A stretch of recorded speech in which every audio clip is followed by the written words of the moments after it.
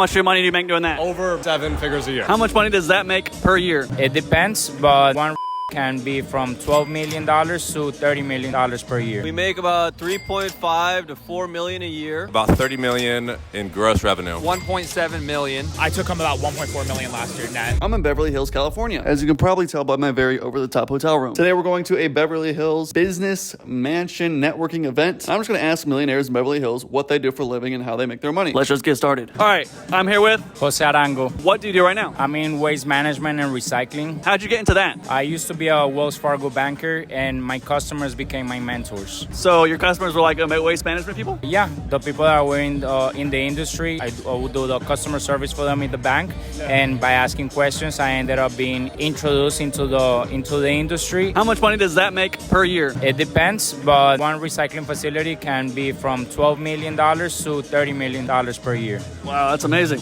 And so you had to get a whole bunch of startup capital to get that going for yourself or what? So my mentor was in a retiring stage, and I was taught the business as long as I worked it. So I had to work for 5 years in order to be part of the partnership. Do you recommend other people to find a mentor like that? Yes, sure. There's a lot of businesses that have baby boomers owners that are about to retire. They don't have a family member or somebody or a son or a daughter that is going to take over the business. Yeah. So a lot of those businesses, once the person dies, the business is going to die with them. Wow. So what do you recommend? How would somebody find someone like this? You gotta be where the money is, and you gotta have access to the people that are in the industry that you would like to be. When I used to work at Wells Fargo, for me it wasn't a job, it was seeking opportunities, and that's how I saw how people in the industry in waste management and recycling, they were making a lot of money and they had a nice lifestyle. This is back in 2013, 2014. You didn't see as many influencers, you didn't see the G-Wagons and all these cars that you see now that a lot of people have access to. Those were my customers, and I started asking questions. So you worked at this place. Do you think anybody could get a job like that? Or is there other ways of being able to find people that they can be mentored by? Like maybe, I don't know, working at a golf course or something like that, you know? Yeah, working at a golf course, working as a bartender, even as a Uber driver, the SUV, the black SUV, like an Escalade, being in Beverly Hills like we are. People like me, we're using black SUVs. Yeah. So just by being creative. So just try to be around them as much as possible and opportunity will come to you think? Yes. Yeah, okay, cool. What do you recommend to anybody that's just starting out? It doesn't have to be about waste management or anything, just like any piece of advice you recommend. The biggest piece of advice that I ever got is from Richard Branson, which he told me, be a virgin. Even if you're scared, you have to try new things. Is there anything like that you tried that was brand new for you? This interview is brand new for me. This is the first time I do an interview. That's good. Well, thank you for trying new things, and we'll enjoy the rest of the party. Woo! I'm here with Tarab Rai. What do you do? I am a dentist looking to change the world, my friend. How are you going to look to change the world? Well, I think we're lacking in emotional intelligence as leaders, and I'm here to give people the tools and the network in order to build that emotional intelligence in a way that's sustainable. How much do you make as a dentist? How much does the company make as a dentist? We make about 3.5 to 4 million a year, depending on our production cycle, and I intend to bump that up to about 10 million over the next year. How do you intend to do that? Well, there's a lot of operations that I got to implement. I'll tell you guys right now, one of my mentors told me that you can renegotiate anything in life. And as it turns out, insurance rates can be negotiated. Really? And it's entirely based on how much you're providing your community. As it turns out, being a good person comes with dividends. On top of that, obviously hiring more staff, hiring people that can replace me in doing the dentistry, and then creating the systems and operations to actually teach all of the little parts of the dental office that new staff need to learn. There's a lot of little things that go into scaling a business. You, my friend, know some of these by virtue of being part of all the education that you've done. But the difficult part is actually spending the time to write it all out. The beautiful part is we got AI to do it as long as we got the ideas. Do you recommend, because we were talking about earlier, how much you spent on dental school, do you recommend people to go down that route or even to become a dentist at all? So I became a dentist because my mother told me to become a dentist, as happens in Pakistani culture, Indian culture a lot. However, she said to me, become a dentist and do whatever you want. After you got the degree, you're free. And that was kind of my obligation because she raised me. I was like, okay, fine, I'll do it. Now, the beautiful thing about dental school is it taught me how to work. It taught me that I can compete with some of the most intelligent people in society and still withhold some of my ideas and actually push them forward in some senses because I have that self-worth. When it comes down to people that are going into dentistry purely for money and you are not concerned with the emotional or physical well-being of other human beings, I would suggest skipping that boat and going into business or going into something that's particularly passionate for you. The way that I break down passion is look at when you were 8 years old. Anytime you remember a flow state in life, that is your passion. Whatever that was, that is still the case. Satisfy your child self. Biggest piece of advice for anyone, not just dental students, biggest piece of advice for anyone starting out. Bro, you gotta read books. Yeah. You know it. Yeah. This man reads 60 books a year. Listen, you gotta read books. The smartest people in history put their knowledge down for you to learn. They didn't do it for anyone else. They did it for you. So if you're not doing that, you are not fulfilling your responsibility as a human being. Read. Any book recommendations? I would start off with Atomic Habits by James Clear because it will allow you to hijack the little inspiration or a lot of inspiration that you might currently have. And that's really what it takes to become successful in some capacity. You have to have a level of consistency. You have to show up to work every morning. You have to send that email out. You have to respond to that text message. You have to make that phone call. You have to read those pages every night. You can start with inspiration and passion, but you have to end with consistency. Thank you so much. Where can people find you? You can find my YouTube channel. It's Tarabify. I talk about emotional intelligence all the time. I talk about business, about spirituality, networking, all the things that have made me useful to hopefully my man here. So thank you so much, boss. I genuinely appreciate hanging out. I'm here with... My name's Shiv. Awesome. Chev, what do you do? So I do SEO, specifically local SEO. So I rank websites on Google for tow truck owners, dentists, roofers, tree care, but basically in a small city and typically service-based businesses. When you say small city, is like under the top 30 cities? Yeah, so basically usually the rule of thumb is the city's less than 500,000 in population. Okay. The reason being is that those are the business owners that you can help the best, because if you think about it, if you rank for, let's say, the word weight loss across all of America, I have to then outrank Weight Watchers, the Atkins diet, all these big CrossFit gyms, people who spend millions of dollars a year on marketing. But when I go into a small town, let's say Foster City, California, and I go rank for the word towing, like a tow truck, I only have to outrank the 5 or 6 little tow truck owners in Foster City who probably don't know up or down from the internet. No different than I don't know how to run a towing business. So there's like really good reciprocity that with a little bit of knowledge, I can be so much better than that market, and I can go rank on the #1 spot of Google, get a lot of calls and leads. And then what's really unique with my business model is I make the business owner pay me per lead, per customer I connect them with. So it's reoccurring passive income as opposed to getting paid once. That's something I want to ask you too. How you get your clients right now? Yeah.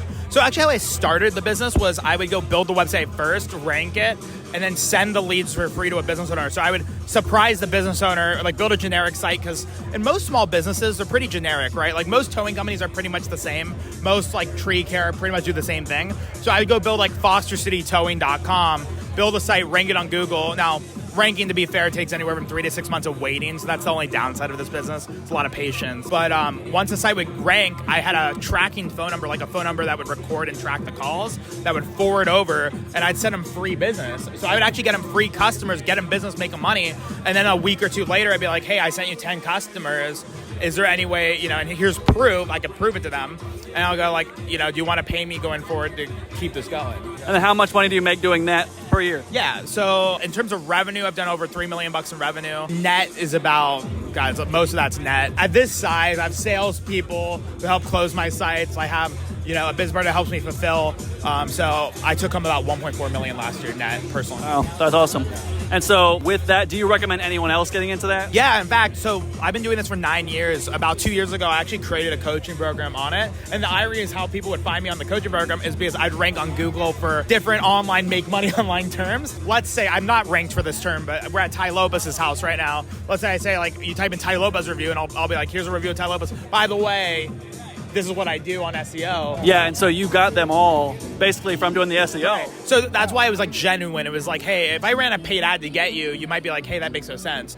But because I get all my customers through SEO, including on the coaching side or organic, people know that, like, I'm not talking out of my ass, right? So, all right, biggest piece of advice for anyone starting out. The best businesses in life are unsexy. What I do is very unsexy. My day-to-day is very, very boring. This business is very boring.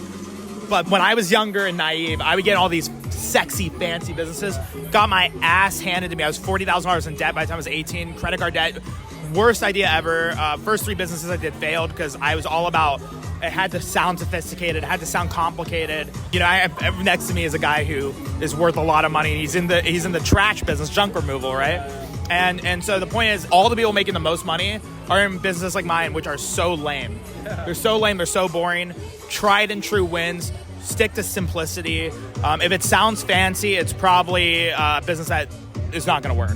Okay, where can people find you? The best way to find me is on some of my fun blogs that I get coaching students on. So Zuubly.com, ZUUBLY.com.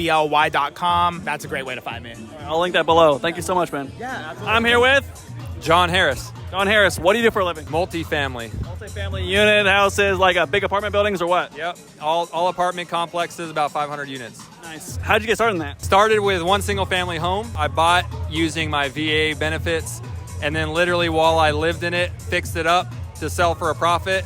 And then me and my buddies just started buying apartment complexes together. How much money does that make you? My overall net worth right now is about 1.7 million. I have other ventures all through real estate. So monthly, I'm doing about 20 to 40 grand a month. And how long did it take you to get there? About 5 years of straight hustling and just getting after it. And I'm still building, you know, nothing's guaranteed. So every month I still got to get after it. Yeah. Has it been hard to get up to that point? Yeah, I mean, everything's always hard. You know, everybody wants to talk about like, hey, look where I got in 5 years.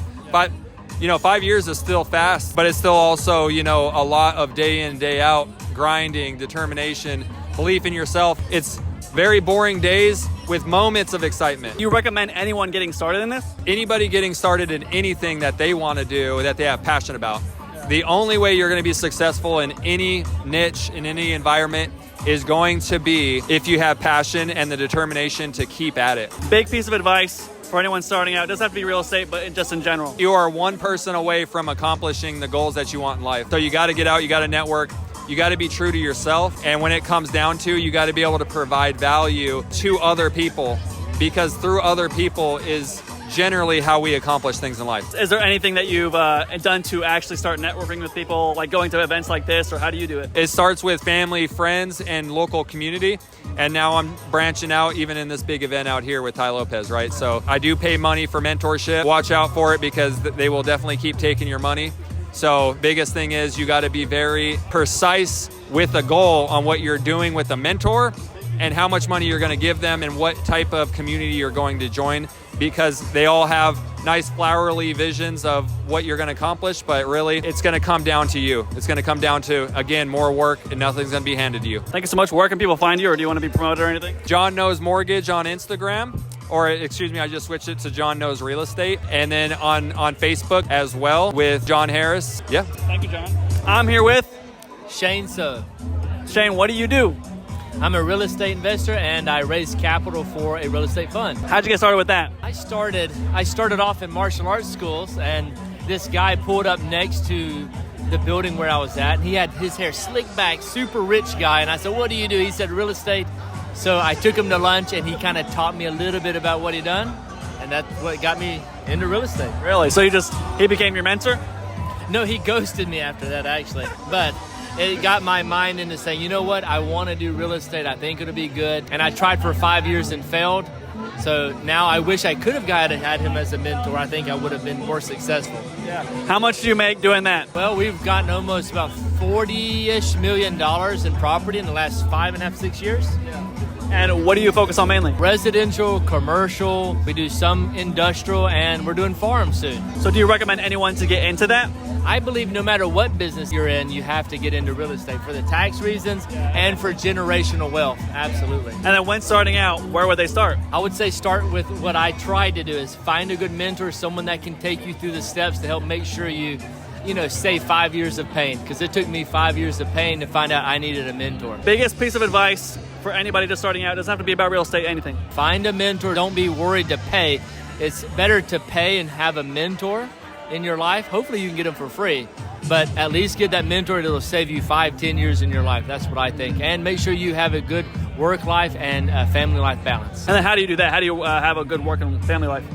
Well, just make sure that whenever you're with family, you give them 100% of your time, and then when you're with a business, give them 100% of your time. Yeah, I struggle with that. 100% present in everything. Yeah. And where can people find you? You guys can find me on Instagram, YouTube, Twitter, or X at Shane So, ShaneSeo. I'm here with. Zach Olivan. Rachel Gustafson. What do you guys do? I'm in high ticket sales, consulting, and coaching, and I also am in private equity. I'm a mental performance therapist for athletes. Interesting. That's really awesome. Okay, how did you get started? So I got started by throwing every single penny I had into mentorship, got into high ticket sales as a closer, and then grew from there. So where did you start in terms of mentorship? Who'd you buy from? So I bought from Cole Gordon, Jeremy Minor, Eli Wild, mainly in just sales. Okay. Then I invested in guys like Brad Lee, Ty Lopez. I invested in a couple Andrew Tate's trainings. Alex Hormozy's a big guy I invested into. Yeah.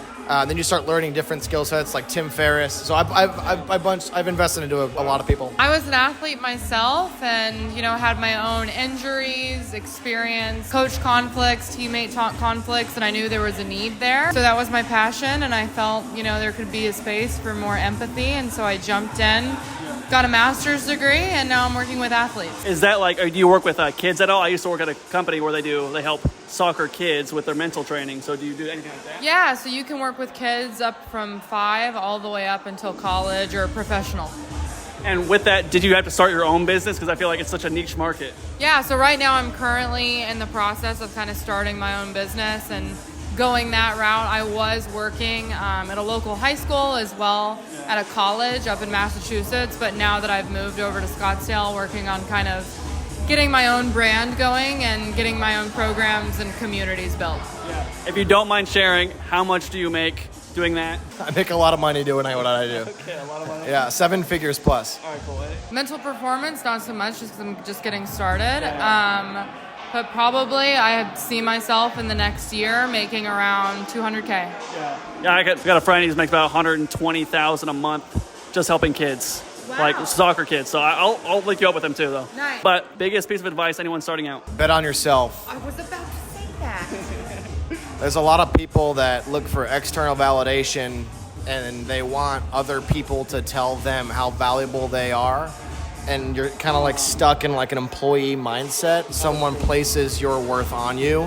When you bet on yourself and truly give yourself permission to step into what God has called you to do or what your true purpose and passion is on this planet, once you figure that out, bet on yourself, go all into that, the money will come later. Well, that's really good. I feel like everyone's got that the Disney mindset where it's I'm a princess that no one knows I'm a princess yet, and someone has to give me permission, right? That's really good. What about you? I would say go work out.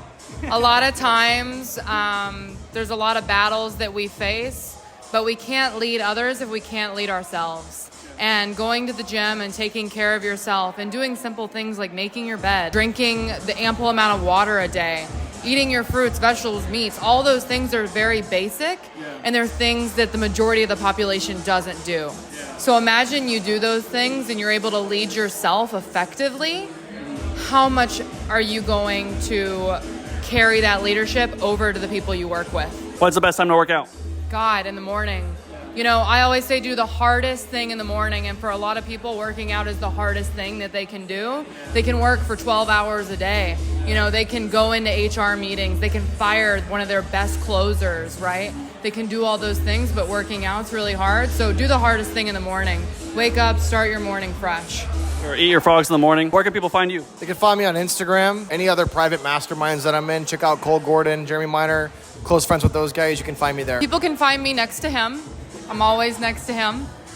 You can also find me on Instagram. I'll try to link that below. Awesome. Thank you so much, guys. I'm here with Brandon Aguilera. What do you do? I'm an e-commerce nerd, dropshipping with continuity on the back end. So how did you get started with this? About 6 or 7 years ago, I ran into some tough times. I got really sick, and I spent all my money on doctors, on trying to fix myself, trying to find out what was wrong. Ended up $50K in debt and gave myself 2 options. Sounds pretty extreme, but this is how my brain perceived it. It was either die or succeed.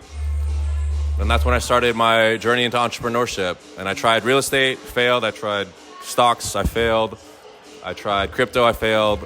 And for whatever reason, I found a video on e-commerce, had a little bit of success, and parlayed that into what we have now. How much do you make a year doing that? All of our businesses yield about 30 million in gross revenue. For anyone starting out, do you have any sort of piece of advice for them? All I know is what worked out for me, and what worked for me is getting in an uncomfortable situation. Unfortunately, the universe put me in an uncomfortable situation. I think everybody is too comfortable with their day-to-day lives. So if you could find a way to put yourself in an uncomfortable situation and have your back against the wall, it's going to give you the activation energy needed to start whatever it is that you're trying to start. So seek uncomfortability, and you'll be surprised with what you can accomplish from that. Yeah, by that, do you mean like because you had all this debt and everything, you had to figure it out? Is that way? Yes, and I wouldn't recommend anyone go down that route. And I don't think you necessarily need to build from a state of desperation, but just take the risk. People are scared to start because of somebody's telling them that they're going to fail, or their mother, or whoever it is in their life. They just need to put that aside and just take this step into the unknown, and more often than not, it'll pay off. What's been the biggest mindset shift for you since you been more successful? The biggest mindset shift, it's funny that now that I've become more successful, that money doesn't really mean too much for me. I love giving it away. You realize that money is abundant. It's everywhere. You just need to go out there and just grab it. Just take what's yours. But you have to respect it, you know. You have to realize that it is needed in everyday life. But don't put that as the end goal. Don't get married to it. Don't become so obsessed about it. Just know that it's needed and just work hard for it. And where can people find you? Instagram, it's just literally at Brandon with 2 R's, BRRANDON. And what's the watch? This one is a Richard Mille. Yeah, it's my first Richard Mille, so it means a lot to me. How much was that? This one was $200,000. Gosh, yes. I've got a fake Rolex. Hey, we all got to start somewhere, baby. Fake it till you make it. That's awesome, man. Thank you so much. Cheers, of course. I'm here with William Wolf. What do you do? I'm a serial entrepreneur. I mainly work in media, tech, real estate. I own some restaurants, bars, and a couple accessory lines like jewelry and clothing. That's a lot more than what you told me. Yeah. I just got my toes in a bunch of different things, man. So. Yeah. You like doing all that? Because I feel like I can barely manage one business. Yeah, no, it's fun. The key is just surrounding yourself with individuals with goals as high as you have and aligning with their ambitions so that you're able to be focused on a bunch of different things and be the visionary behind it, yeah. So how much do you make doing all that? How much money do I make per year? I don't know, man. We'd probably have to talk to my accountants on that one. Yeah, we'd have to look at We'll just say enough? Enough, yeah. All right. With any of this, obviously you have a lot of different businesses. Is there anyone that you would recommend for someone that's starting out, like whether it be actually just try to buy a club or say a restaurant, or would it be more so start with content or what? Yeah, I think a great piece of advice would be just to go look inside your close network here and today. Try to find anybody that has some ambition, that's working really hard towards their goals, and see how you can add value into them. If you can help solve problems for individuals that are working on larger problems of scope that you may not have done previously yourself, you're going to learn a lot, and you're going to meet a lot of cool people, and you're going to get some pretty good relationships just from being in the perspective of I'm trying to help. Yeah, when you were starting out, were you getting around other people that were had really high goals, and that's what helped you, or how did you get started? My curiosity definitely started me off in business. I just wanted to learn things, wanted to figure things out, and surrounding yourself with people with high goals definitely helps. But I'd say I've always kind of been looking up at the stars, for sure. Where can people find you? They can find me here in Los Angeles, in Cyprus, my hometown, in Calgary, Alberta. Yeah. My name is William Wolf, and okay. They can just look up my name and any of my companies, and they'll find somebody that can reach into me. Yeah. All right, cool. Thank you so much, friend. Yeah, thank you. What's your name? Marjorie. Marjorie. How'd you get started with it? When I start or how? How and when? Oh my God. When it's about 2 years and a half ago, I start to study. Yeah. But this product I start about 30 days ago, but have a lot of study involved for I can have this result. Yeah. But yeah. And what do you do? I sell digital product, and this one I'm showing you right now. Let me show you this. And you sell them as an affiliate, right? No. This one is my own product. Oh wow. Okay. Yeah. Oh, those are all trends. How much are those each? It's they start in 29 into 179. Okay. So how much did you make today? Today it's around like a 5,000 profit today. Yeah, it's a great day. And do you do this through Facebook ads or Google ads or what? For now, just Facebook ads, Facebook and Instagram. Okay. And then do you have any tips for somebody just starting out? Just try to learn everything from yourself. Just don't, it's kind of hard to say that, but don't trust anybody at the beginning just because at the beginning, I say, you know what, I'm just going to learn how to do the offer and pay for someone to do my traffic. But I just spend a lot of money until I need to learn everything first. So it's going to be a little harder, but later on your results, you're going to be more secure and it's going to be real. And later when you get a lot of money, when you're going to delegate, for some people, you're going to know if they work.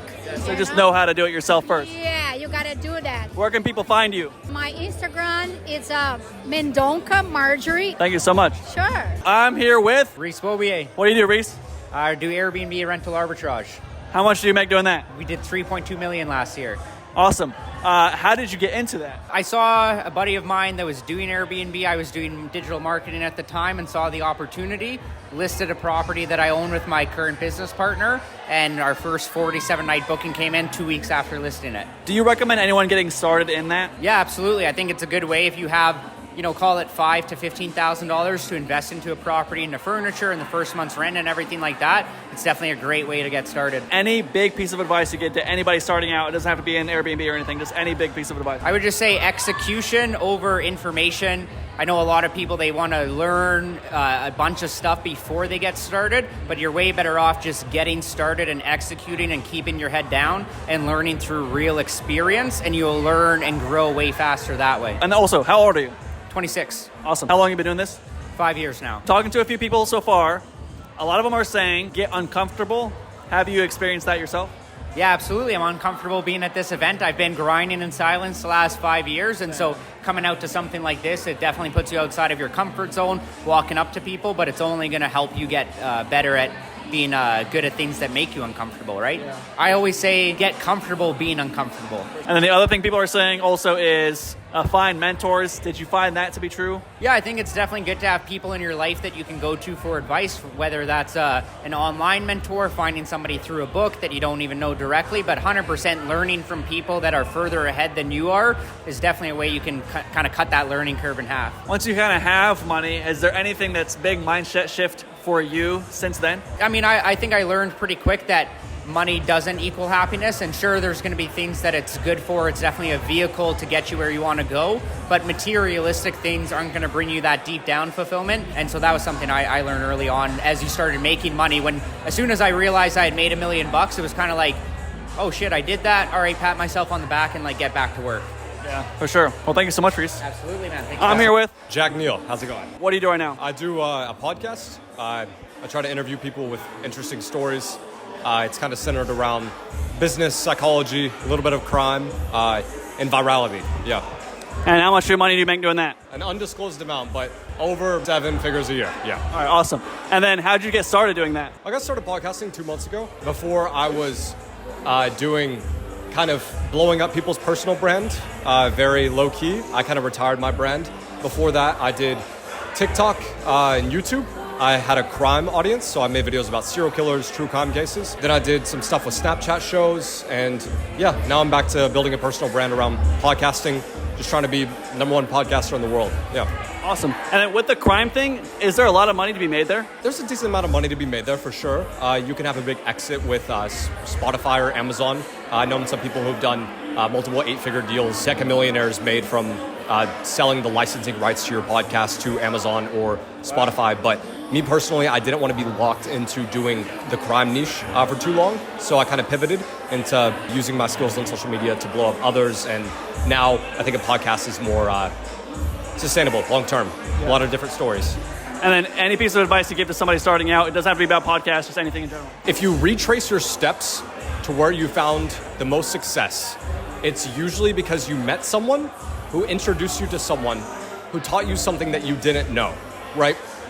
That's one piece of advice. And the other piece of advice is when you're looking for the edge of human excellence, don't look to the naturally talented. Look to those who have something they're chasing or something that's chasing them. There you find the maximum human potential. That's a quote, right? But to break it down, look to those who are winning right now, and they're usually not winning. So for example, you see someone with 10,000 followers, they get a 10 million view video. That's the person to look at. It's not the person that averages 3 million views. You don't look at their 3 million view videos because that's not an outlier, right? So look at what's successful right now so you can build your business and find the right niche, but just don't look at those that are already winning because they've built brands. They're winning for a different reason. Thank you so much. Where can people find you? Instagram, Jack H. Neal. DM me the word trigger if you want to learn the cognitive triggers I use to psychologically trick people into watching your content. Awesome.